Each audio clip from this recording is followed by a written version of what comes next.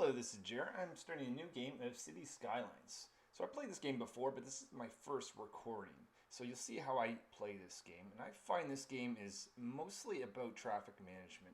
All the other concepts in this game is pretty easily managed, but you want to spend a good amount of time of coming up with an idea or strategy for figuring out how to manage traffic. So what I have here is a stamp of a set of roads. It's not necessary to use this. You can actually create this without the stamp. I just find it makes it a little bit easier. I'm just going to extend this road a little bit so I make sure that it lines up properly.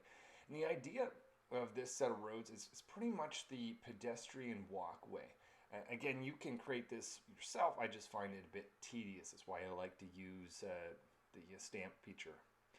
But what I'm going to do is create a set of roads that go up and down with the pedestrian way going across. And I've got, of course, connect this to the highway. So initially I'm not going to have any trouble with traffic, so I'm just going to have a one-way road going in and out of the highway system. That will suffice for now, but you'll see how, as time goes on, I change that.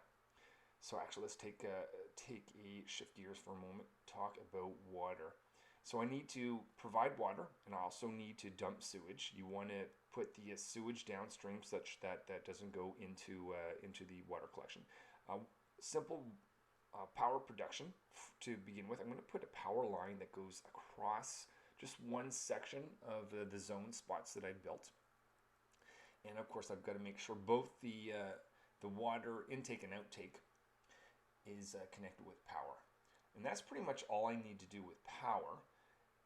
With water, I need to have every single thing connected. Now, nice thing is once I have it connected, I really never have to do it again. There's no such thing as big pipes or wide pipes. Basically, if you're producing enough overall water and have enough overall sewage drain, you're not going to have any issues as long as every building is connected to somewhere. So this is a little bit of a tedious job in the beginning. Notice that I'm going to go through every other road here, but once it's done type of thing. And it's not, it doesn't become more difficult like traffic does.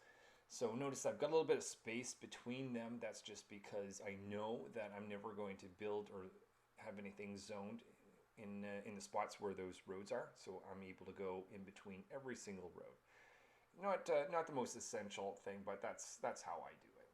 So that's going to give all the buildings here access to water. Notice that only the buildings on this left side are going to have access to power. But if I zone here first, let these buildings produce something, then I'll be able to zone further away. And as long as a building is next to a building that has power, that building will also have power. So you don't have to run power lines all around everywhere. So you just have to connect larger zones that are further apart, such as that water pump and the turbine. So first set of residents are moving in. This is great.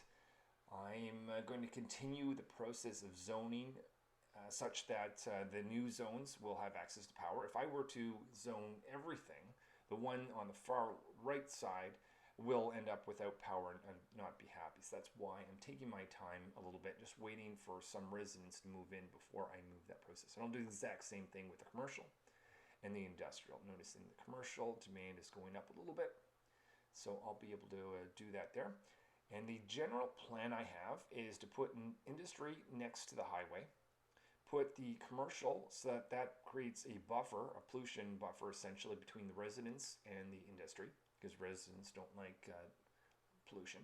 But I also am going to put a little bit of a blank buffer between the commercial and the residents, because the residents don't like noise, and both the industry and commercial produce noise. So that should keep everyone happy. All right, now notice I'm still in the negative in terms of finances. That should change pretty quickly as I start to get more residents moved in here with along with some commercial and industry.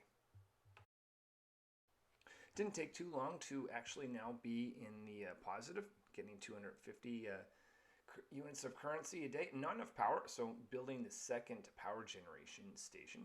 So I've got a second turbine in a windy spot, so that should allow me to continue to build for the short term. And I'm just going to continue the process of expanding industry, commercial, and residence as the need arises. And of course, going left to right so I can make sure that I don't have to build all these power lines that go around everywhere. So getting close to 500 units, or whatever currency you want to call it, a cycle. So looking good.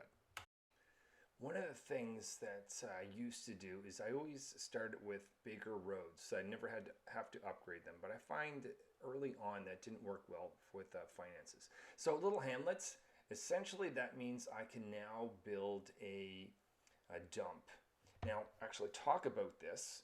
So anytime I build government buildings, I want to build them on a larger road than the basic road. And that just prevents me from ever having to move it, or essentially move a building if I want to upgrade the road type. So that's a general rule I typically do. So that's the first government building that I put in here. Notice I've got dump trucks. They're going around to the residences and industry, commercial. Now, some of them are unhappy right now. So if I left that, that would cause all kinds of problems. So it's one of those things, the moment that you can build a landfill, you want to do that right away so that your residents and other industries don't become unhappy. Notice that I've got a good amount of demand, so let's take advantage of that, keep expanding such that I can collect extra money, because I want to build some other things further on. Noticing that continuing to maintain a space between the commercial and residential zones. Running out of residential spots, but so I'll be expanding that shortly. Also low on power. So I'm going to prefer to have a cold generation station here. I'm also going to put that on a larger road next to the landfill. That area is actually not connected, so I'm going to put this temporary line in. That I should be able to remove that later on. But that's going to allow me not to worry about whether it's windy or not, because those wind turbines will go down on less windy days when it's foggy. The other thing is I need a lot of those wind turbines, and I'll have to continually build those, and that gets a little bit tedious, and there's a bit of an expense. So it's a lot easier if you can get to save a bit of energy, so you can get a cold generator early on, so you don't have to constantly build wind turbines. Making a good amount of money, almost 2,000 a cycle, which is nice. Oh, there we are, across the 2,000 mark. Now, I want to expand the residential zone. Oh, oops, I didn't mean to build one-way roads. I'm going to change that here. So anytime I want to expand, I use my map, or my stamp rather. I just build road connectors. I put that in, so I've got a pedestrian walkway. You'll see later on, once we get to the traffic point, how those pedestrian walkways make a big difference. But until then, the only thing I really need to make sure is that I've got water expand anytime I expand. And again, same thing, going to go out from an area that is already zoned that has power, such that I don't have to worry about building power lines. But that's going to allow my city to grow, population to go up, and build additional government services that are going to become important over time. So I noticed that the highest zone spot is commercial right now, so I'm going to expand that a little bit. And just wait for residences there to move in before I expand the residential zoning.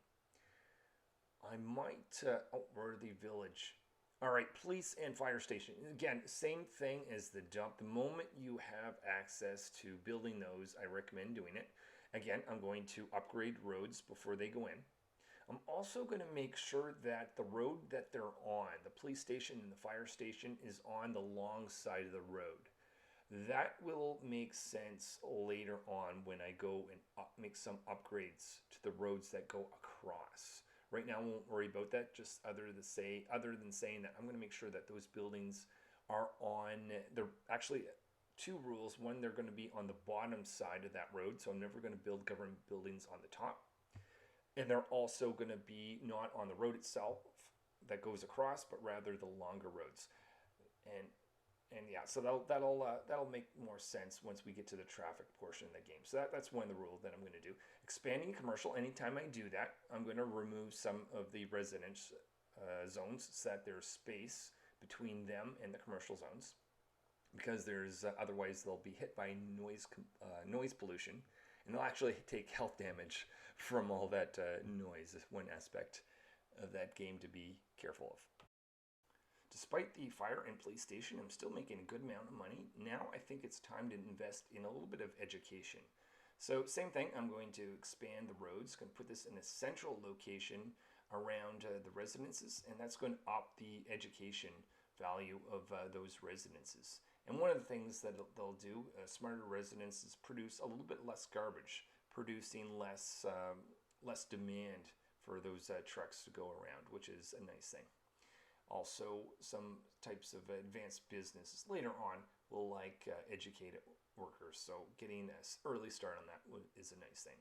So that's elementary school so far. Things are looking good, still making a decent amount of money even with that school that went in. And there's going to be a larger demand of residences, I'm predicting, so I'm just going to zone those in and they'll produce more money for me. The other zoning that went up is industrial. Now, I actually don't want that one-way road to have anything, so I'm going to unzone that, but that's going to allow my industry to expand. Again, getting more money so I can expand early on in this game and some of the services. All right, I have got a tiny town. That allows me to build some parks and schools. How about I finish off this episode on creating a park or two that is going to up the land value around wherever you place them. So I'm going to put one in the residential zone to start with. Again, I'm going to, they're government buildings, so I'm going to make sure that it's a larger road before I place it. I'm going to put it on the south side of that road. That'll make more sense once I start doing some of those upgrades. I'm also going to hit a commercial industrial zones. So what this ultimately does is it's going to up the land value, which will start to allow some of the buildings to upgrade. And as they upgrade, they produce more tax for you, so you can build more cool things. I think that's going to finish it for this episode. If you like this series, this game, like, subscribe, and I'll produce more. And I will see you in a future episode where I continue my strategy and see how this all works out.